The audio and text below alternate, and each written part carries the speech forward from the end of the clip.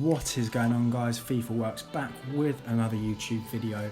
Today we are going to be looking at the most meta pro clubs build in terms of being a striker.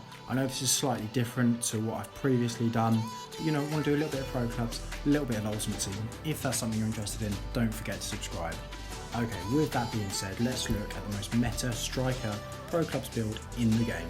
So first off, you've probably noticed that I have an average rating of 7.7. You're probably looking at that and thinking, you know what, maybe that's not the best rating in the world. You know what, you'd be 100% right. However, before I started using this build, I really sucked at pro clubs, to be honest with you. Started using this and it's completely transformed the way I played, and suddenly my average rating has just started going up and up and up. Anyway, let's get straight into the build. Okay, so let's get straight into the build. As you can see, my guy is 5'6", weighing at 123 pounds. For me, this just means that he's super agile, super nippy, and obviously headers don't work in this game. So it just makes him pretty OP and it fits the meta of the game perfectly. Looking at his attributes, you can definitely see there's a few real big standout ones here. We've got obviously 91 dribbling and 91 pace. Once again, just a little nippy character. You can get him behind, you can dribble, and you can easily put the ball away. Simple as that. As for the traits that I've got on my player, firstly, I've got all of the stamina ones equipped. This is just because stamina is obviously so important in this game. Obviously, I've bumped up any of the ones with due to stamina. With these physical ones, you kind of have to get them just to get the second win trait, because once again, that links into stamina. But I believe after the 75th minute, your player will get a boost of stamina, which means he can just run in behind and have a bit more, especially when all those defenders are drained.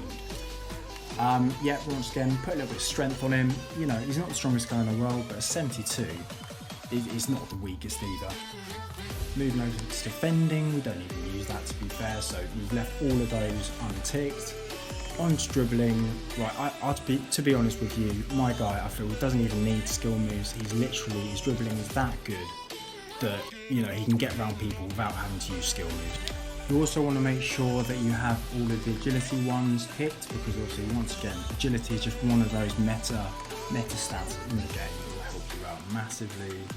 As for passing, we have all of this one done, so his long passing is 88. As a striker, you're probably not even going to need that, but it's always just nice having it in case you want to, sweat it across the box or put, a long cross in or something like that. It always helps out. And obviously, having that 87 short passing is so good for those little 1-2s and getting in behind. With regards to shooting, I've pretty much bumped his finishing up all the way to 91. So we've gone with all of these finishing ones because they do just help, massively. The more finishing, the better, really. I've only put these two heading ones on to get this finishing and bump his weak foot up. Currently, it's at a 4-star weak foot, and for me, that's more than enough to bury the ball. I mean, with that finishing, he can still do damage on his weak foot.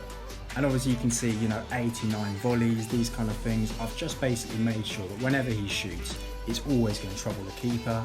And as for pace, you pretty much want to put all of them on, bar these two, because they don't actually make too much of a difference and they are very expensive.